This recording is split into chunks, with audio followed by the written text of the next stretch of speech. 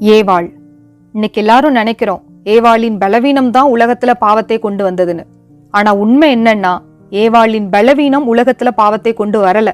ஆதாமும் ஏவாளும் தாங்கள் செய்த தவறுக்கு காரணம் தேடிய அந்த நொடியில்தான் மனிதனின் முதல் பாவம் முழுமையடைந்தது. ஆதாம் நடந்த தவறு எல்லாத்துக்குமே ஏவாளே காரணம்னு சொன்னான். ஏவாள் தன்னை ஏமாற்றியது பாம்புதாம்னு குற்றம் சாட்டினான். இருவருமே தங்கள் தவறுக்கான பொறுப்பை மற்றவர்கள் மீது போட முயன்றாங்க. இருவருக்குமே தேவனுடைய கட்டளைகள், அவருடைய விதிகள் நல்லா தெரியும். தெரிந்திருந்தும் இருவருமே அதை கடைபிடிக்கல.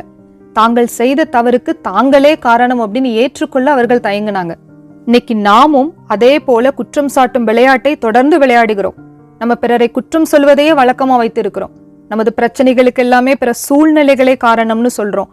நம்முடைய சிரமங்களுக்கு அரசாங்கத்தை, சமூகத்தை, இல்லைன்னா நம்ம குடும்பத்தையே காரணமாக்குகிறோம். இது மட்டும் நடந்திருக்கவில்லைன்னா நான் இப்படி இருந்திருக்க மாட்டேன், என்னால இதை தடுக்க முடியல, அதனால நான் இப்படி இருக்கிறேன்னு சொல்லி நம்மை நாமே நியாயப்படுத்துகிறோம். இறைவன் நமக்குன்னு வகுத்த நியதிகள் தெரிஞ்சிருந்தும் நம்ம அதை செய்ய தவறுறோம். நம்ம செய்கிற தவறுகளுக்கு கூட பிறரை பொறுப்பாக்குகிறோம். பிறரை குற்றம் சொல்லுவது நமது தவறான முடிவுகள் மற்றும் செயல்களுக்கு ஒரு காரணமாக மாறிவிடுகிறது. ஆதாமும் ஏவாளும் நன்மை தீமை அறியும் மரத்திலிருந்து கனியை புசித்தார்கள் அப்படிங்கிறது தேவன் ஏற்கனவே தெரிந்திருந்தார்.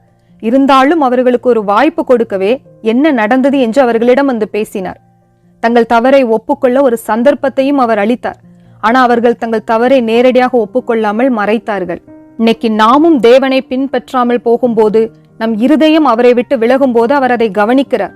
நம்ம தவறுகளை அவரிடம் சொல்லணும் அப்படின்னு அவர் எதிர்பார்த்து நம்மை அணுகுகிறார். நம்முடைய குற்றங்களை அவரிடம் வெளிப்படையா ஒப்புக்கொள்ளணும் அப்படின்னு அவர் விரும்புறாரு. நம்ம செய்கிற தவறான செயல்களுக்கு விளைவுகள் இருக்கும்னு நம்மளுக்கு தெரியும்.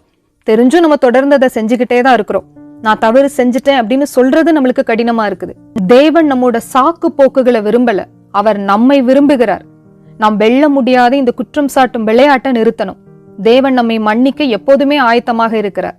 அவரோடு இணைந்து வாழ நாம் வரும்போது அவர் நம்மை அன்போடு ஏற்றுக்கொள்கிறார். நம்ம தவறு செய்தால் அதை மறைக்காமல் தேவனிடம் ஒப்புக்கொள்வதே உண்மையான வாழ்க்கைக்கான வழி.